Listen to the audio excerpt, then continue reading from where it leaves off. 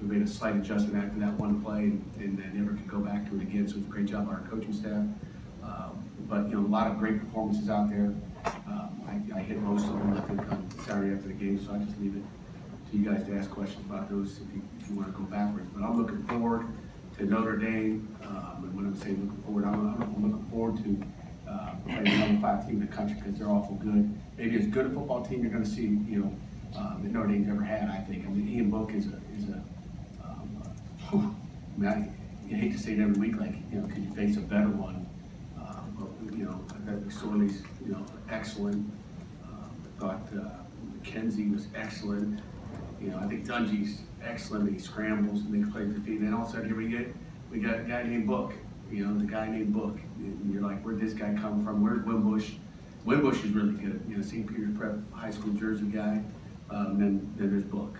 And Book is offensively, he's making things click. He can run. He's tough. He'll run you over. Jerry, you better watch out on the sideline if you're standing around. He'll take you out too. He's got the whole package. I think they found their guy. The tailbacks, their wideouts. Defensively, Jerry Tiller, the tranquil kid, the linebacker. I mean, they got a football team. The receivers are big. I can't tell the difference between the tight ends and the receivers. I think their guys are going to get confused. They put them all in the 80 numbers. You can't tell. They're all big. They're all fast. And we'll have our hands full when we get out there Saturday at 3:30, 2:30 Central. So, questions? Pat, what are all the elements that go into a big upset? What has to be happening with your team for that to happen? We're not thinking about big upsets. We're thinking about us. We think about the guys in this room and us doing the details of what we need to do to be good on the first play of the game. And then since the first play of the game is over, we go to the next play and play one play at a time. That's how you win football games. And we're not talking any upsets. We never do. We're talking about us and being a better football team and execute. So and it's mad when you execute and you believe in what you're doing. And those are the keys to playing well and having a chance to win the football game. That's all. You just want a chance. And we have yet to do that. We need to go on the road, which is always another challenge. We'll be playing it. I've been in that stadium plenty of times. I know what it's like. I know. I sat and watched tape of 2015 when they came here and what they did, how they did it. All their screens, all that. I mean, we've seen everything. And they're very similar to what they were then. I mean, they don't change much. Brian Kelly, Coach Long is a coordinator, but Brian Kelly, he's a master offensive guru, and he's a great football coach. He may not be calling it, but I know he has a lot of input because you see his fingerprints over everything you do on offense. And then Clark Lee, their defense coordinator, who came from Wake, been there I guess second season, first year as a coordinator, does a great job, very sound. I know Clark. I've sat in a meeting room with Clark, talk football and defense. Guys as sharp as you can get. There's there's no doubt why they're having success because they're consistent, they're smart. They got good players. They keep it simple, and they let those guys make plays. They got some creatures out there. The Tiller kid's 6'7", 305. He's a monster. They should probably have a new cartoon after that guy. You got Superman, you got Tiller Man. That guy is a beast. What kind of makes Notre Dame different from Penn State and Central Florida? Like how are they different than those teams? They got guys from all over the country. First of all, I think they, obviously they got some great Pittsburgh kids, PA kids on the football team. But they recruit all over the country, so they've got flavor everywhere. They've been recruiting long enough to have what they want in their offense and their defense. And I think, they walk into high schools, they get what they want. Let's put it that way. And they got a beautiful place to sell, and it's a great product, and kids love it. So I mean, they walk into high school. It's I don't want to say it's easy because nothing's easy, but they're pretty easy. It's easy to recruit. And they get some winners. I know that you've said, Pat, that going into a big game like this against a top 10 team, that you don't typically make that too much of a point of emphasis with your players. We're trying to make them believe that they can win a game like that by pointing to the past.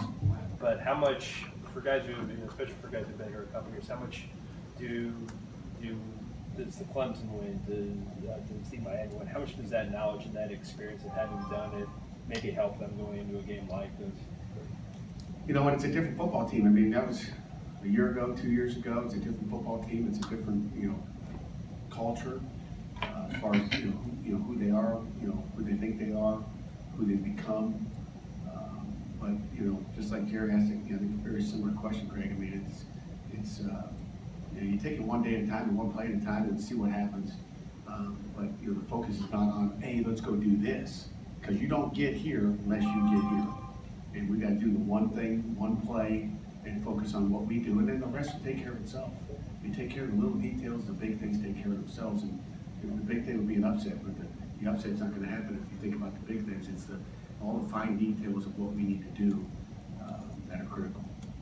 Pat, you mentioned struggling with some protection against Syracuse's athletic defensive line. Obviously, you run blocked really well. Is that sort of a first for you when you have an offensive line that's doing really well on one aspect and kind of struggling at the other at the same time? No, I mean, that's not, again, is it struggling at it, or those dudes? I'm just telling you, Syracuse D-line is legit. I mean, just go, I don't think Clemson's got a bad offensive line. It's like, we knew going into the game they were really good, okay? And then, you saw it, and again, we had some busts, that didn't help, and we gave, we didn't do some things right too, protection-wise. Hopefully there's a guy on them, but, we took, some of our motion stuff took away some of the things they did, but, they're a good football team. And, they'll win a lot of football games here the rest of the year. They got Florida State, Clemson out of the way. I mean, I think they'll roll through the Atlantic Division with their tempo, with their players, and what they do is they need to keep their confidence because they got a good football team. Do you feel like your line is run blocking better than it's pass blocking? Yeah, I mean, obviously, they like to run block, they like that attitude stuff, so we certainly are.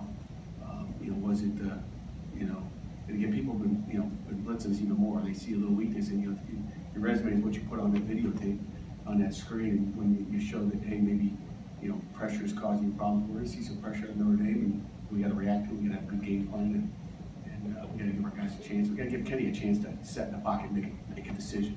We haven't done a great job at that. We got to first play of the game, he shoots it out there. And then after that, it felt like we didn't get in a rhythm where he's got time. We got to give Kenny time. Darren Coleman, Pat, isn't on the team too deep here. What do you, as coaches, still need to see? You said he's not? He's not on here. No. Yeah. Well, Darren's done a great job. Let me just tell you, that too deep. EJ doesn't even show it to me anymore. He just says, "Hey, you want to change it?" I say, "Yeah, throw it over here just to mess with him a little bit." We don't look at it depth charts very much, but Darren Coleman, guys, Darren's gotten better. I'm just so fired up for that kid. He needed that. Damar Hamlin's playing at a high level. He doesn't figure that out here pretty soon, but he's playing really good. Darren's playing, playing good, and I think, it's like I told the team last night. You never know when that one play is going to be that you make an impact and it changes your whole life. And that one play could change his whole career as far as what he's doing here. It'll give him more confidence walking in this door tomorrow for practice. He needs to practice at a higher level. Sometimes he doesn't practice as good. He's like, "Oh, for sure, coach, I'm a gamer." I was like, "Well, you better start to be a practicer too." But Darren's a super kid.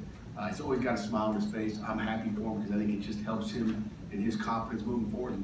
And he's a guy that played for us last year at Syracuse. Up there, we had a lot of confidence. He came out of the game. And, how much nickel do we run? This is a week that with these big old receivers, we need some big old corners. I can tell you that. And Darren's a guy that we're going to play some nickel. We're going to play some base, and he'll get some reps at base corner as well. And he can also be a safety as well. So we're going to have to, he's earned. He make plays. I mean, I've seen guys go on the field and cover guys, but not make plays. That was a heck of a catch. That wasn't just an average catch. That wasn't like a, I remember we had catches where you catch it like this, and you could have caught it, Craig. And I haven't seen your boss could. I'm assuming you could. I know Jerry could because I've seen his athletic ability already. But that was a great cut. I mean, it was great coverage, great route, and he made a play in a big time of the game. I mean, that was a monumental play, and I'm happy for him. So it's fair to say it's probably just an oversight that he. So His fault. My bad. Play good. Wait, I don't take those things there. when you're in nickel, Pat, I know you don't want to give away your game plan, but does that leave your cornerbacks more help than they get and your base defense? A lot of times we're on an island, but I didn't see They're always that. on an island. You watch college football. You Well, watch pro yeah, that's football. They're true. on an island. You got an extra guy back there, that helps, right? What's that? An extra guy back there helps. Jerry, come on, man. There's only 11 guys. Where's the? Tell me where that extra guy's coming. Extra guy in the secondary, Where's he at? you know? It could be There's anyone. only 11. They ain't giving us 12. Yeah. We're gonna have another clinic with you, I guess. Jump at the podium over there and go. But no, there's 11 guys out there just changing up who they are, where they're at, and how we're, you know. But you know, like you said, we won't give you right away the game plan. But it puts another speed guy in the field. That's what it does. But it doesn't put any extra. There's no extra players anywhere. They still, everybody's got to do their job, and it just moves things around a little bit. It's not really a gigantic deal. It's just different. You like the way they played the nickel the last 2 weeks? I do, yeah. Better this It's past good week? for us. Yeah, it was better this past week, for sure. How has sort of talked about Pitt-Notre 2 weeks ago? Mathis played a lot and pretty well last week. How has the development of those guys made that transition a lot easier for you to take on? Yeah, I mean, you know, the last 2 weeks has been two different nickel guys, and you know, just looking at matchups and who matches up with who. Felt like we needed our corners to be bigger. Like we need this week to put, you know, a smaller guy inside, so we're able to, you know, use, Mathis inside when you Pinnock outside. Pinnock, you know, really at the corner spot, we're playing the hot guys. I mean, Jason Pinnock had a great week last week. You know, I guess, you know, for the UCF game, did a good job at the nickel. Then he goes and has another great week at corner. He's playing at a high level on special teams. But we're playing the hot guys. The guys are doing the little things right. It's not about who's the best and you know who's the you know the best player out there. It's about who's making the plays and who's doing the details things right. Who's, you know, doing the right thing in practice and in the game, and that's who gets to play out there. And you know, Felipe didn't get as many reps. Maybe it's because of size and matchup more than anything. I really kind of felt bad after the game because he's playing at a high level all year. But Jason Pinnock was playing good, so it's like leave him in there, keep him up there. He's big. You know, that 17 was, you know, a good football player. We pretty much, you know, I think he had one catch, kind of. I don't know, so. Amir Watts had that interception last week. Is that like a new wrinkle, or is that, you know, has that been there all along? It's been there all along. We just decided to highlight him there. Just another tweaking, I guess. Amir, I'm happy for Amir. I told him I think that ball got stuck in your chin strap. I don't know if you really caught it or not. But again, another kid who's, you know, you have for he's worked. He's had a really good year. He works his tail off, you know, every single day, and he's a good kid. And, you know, he did play that perfect. You know, he could occupy the guy a little longer. But we drop off guys, you know, all the time. And, you know, whether it be at the end, the tackle, or Mike's that'll show up here and get out. So we got ways of moving guys around. That was part of, you know, what we did last week. We actually did against him last year too. He just didn't notice it because he didn't get a pick. So it was something we thought would be good against him. Sometimes it works, and sometimes the quarterback scrambles up the middle when the D tackles drop down, and it's not good. Do you feel like your defensive line is pretty athletic to have a tackle drop back and make that play? You stood up. Guys like Weaver and Folston a good bit. Does their athleticism give you the versatility to do things like that? It does, but you know, whether you stand up, put your hand down, I don't know if there's a whole lot of difference there. You know, we got to make plays on the quarterback. They're going to keep the quarterback, and the quarterback can run. We got to be disciplined this week. And Ian Book's, you know, good football player. So we'll see how athletic we are this week. We did South Bend. Pat, with your offense, are there some things you can do in terms of play calling just to sort of build the passing game back up? Is there a need to sort of, you know, either build the confidence in them or just get them in a rhythm? We got to get them in a rhythm, and again, you take what they're getting. You know, you're giving, you know, 16 of the last 17 plays. We ran the football, and you know, pretty much threw the ball one time just to stop the clock because we were running out of timeouts. You know, to see if we can take a shot and win the game instead of putting it in overtime. And you know. But you know, you do that, you almost give up a sack and take another hit on your quarterback. But we got to progress. That's a goal this week is we got to get that passing game going against an athletic secondary and an athletic pass rush this week. So we got to do some good things that help change it up. There were a lot fewer penalties against Syracuse than UCF. I think there were like 100 less. Yeah, 100 less. Yeah. Yes. Is there something you can point to in the preparation, or is it just more details and discipline? You know what, just, it's, you know, I don't know what, like you know, sometimes I feel like they're listening to us. Sometimes, you know how you got with your kids, how many people got kids in here, Bossy, I know your kid doesn't listen to you. I mean, it's like sometimes they're listening, sometimes it goes in, you know, and I just hope they've learned a lesson that, you know, if you play this one, I mean, if we had 9 penalties again, we ain't winning the game. You know, we're not winning, it's too close for a game and you're gonna give it up. I mean, it seemed like every time we had a turnover the week before, there was a penalty at the same time. This week, you know, we got a scoop and score. I think Jackson was a textbook strip by Quick Virginis. I mean, just perfect. You know, then you go to Watts and then Theron's interview. You know, last week it's, you know, every time you had a chance to light the team on fire with something. I mean, DeMar Hamlin takes an interception all the way down to the 3-yard line or whatever, and it gets called back. It's just like, you know, you can't. I mean, you know, we must have the worst luck in the world. You know, sometimes that happens. You know, I can't tell you about the penalties.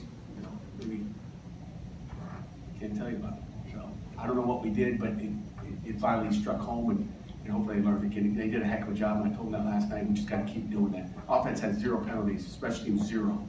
And we, you know, they get you jump off sides every week. They get you someone with the, you know, the clap deal there, but they get people to and they jumped off sides too. So They learned that clap from you, right? yeah, they did. Any additional questions? Pat, I know you coached there when you were at Michigan State, but what will it mean to take a team into that environment, given the history of Notre Dame? You know, how about the history of Pittsburgh? You know, we got some great history here. Notre Dame, great institution, great place. I'm Catholic. You know, I love Notre Dame. But this is a football game. We're going to walk in there. It's a business trip. We're going to stay in the hotel. We're going to get them up in the morning. We're going to drive our bus to the stadium. We're going to get out. We're going to go through some cement walls to the locker room, and we're going to put our gear on. We're going to go out and go. And I don't know if it's a difference. It's all about football. We're not going to go to Basilica because he touchdown Jesus. We're not taking any tours. We're going to play football. Will the atmosphere affect Kessman, or are you comfortable sending them out there on the road too, like for a 55-yard or anything? You know, I was comfortable last year sending him on the road. You know, we talked last night just with his 3 big kicks.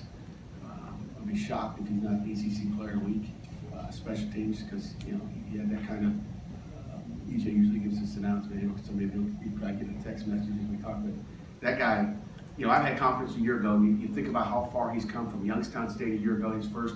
You talk about how guys matured. We got some young guys on this football team, and you think about where Chris Tudulu is going to be, you know, next year at this time. I mean, I think he's got a cannon. You know, he's a little inconsistent still, but he's come, you know, a long way in 4 games, and that's what's going to happen with youth. I mean, Jake Scarton just with his holds, you know, Kessman's a, you know, those were 3 big-time kicks. Those weren't, you know, little league kicks. But he did that a year ago in practice, but it takes time. I mean, you know, Jared didn't become a great writer overnight.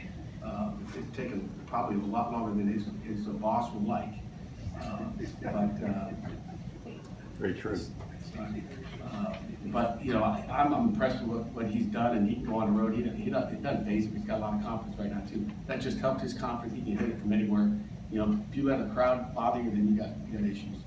I think he'll be fired up for it. I think he'll embrace it. Are we all anticipating on having Taysier Mack for the game on Saturday? I told him that. You told him? I don't know. Pat, I got a question for you, back here. Oh, out of the box here. How many rock concerts have you been to in your lifetime?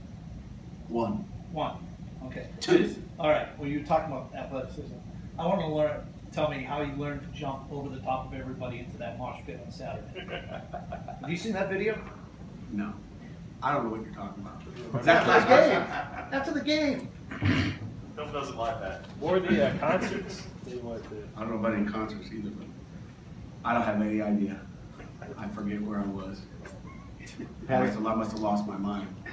I got a real quick one. There were 16 kickoffs in the game Saturday, 1 return for 15 yards. Would you be in favor of eliminating kickoffs? Well, I mean, you know, we did a study before the year, Jared. It's a great question, great football question right there. We did a study before the game, and, you know, I know people get upset when you do this, but we gave you know, Maurice French a rule. Coach Powell did a great job. You stand on that goal line inside the hash, and if you have to take 1 step backwards or you take 1 step to the right, you fair catch it because it's just too hard to get it timed up. And you look at him when they took it out. Where did we tag them out? They returned 1 kick and they got it to the 20-yard line. 15 yards. If he does this, I think it was a 20, but you know, if you do this or it goes out of the end zone, you get to 25. So in favor of it, yeah, and we won't have any mess ups where we fair catch it on the 2 and take a knee or whatever, and we don't fair catch it or you drop it. There's a lot of new rules with that rule. But we look back a year ago and, you know, when you return one in the opener for a touchdown, you go, hey, let's return them all. And then after that, then you're getting tagged, and, you know, we talk about that field position every week, about how we're stuck down in the end zone, and, you know, we're at the 13-yard line, and we're going, you know, average field position's at 19. Some of that is because of, you know, guys trying to make plays and take it out of the end zone. And then, you know, 25-yard line's a great place to start, let me tell you. It's a lot better than the 10-yard line, or the 15 or the 20. And you know, I think, you know, it's just a matter of, you know, who's running down the field for you, how are we blocking them, and 25-yard line, you know, we looked a year ago, we would have had better field position the entire year based on if we would just fair cut the ball. So we even talk about it, you know, beginning of the season, you take one to the house and you start to get greedy and thinking, let's go make a play, and Reese is pretty special, and he's a special player. But there's a lot of, you know, it's not just about the returner, it's not just about where he catches it, it's about those guys blocking for you, and the guys coming down that are on scholarship too. So I think there's a lot to, you know, eliminate it, or just keep doing what we're doing. I don't think it's a bad thing. I mean, you know, I don't know if you know, it's just more change. I think, you know, I don't, for a game to start off without a kickoff would kind of be sacrilegious, kind of a little bit outrageous. Just kick it off the end zone, let's start at 25 and let's go. Just so we can let the kickers do something. They're on scholarship too. They, you know, you get paid a lot of money just to kick field goals and extra points.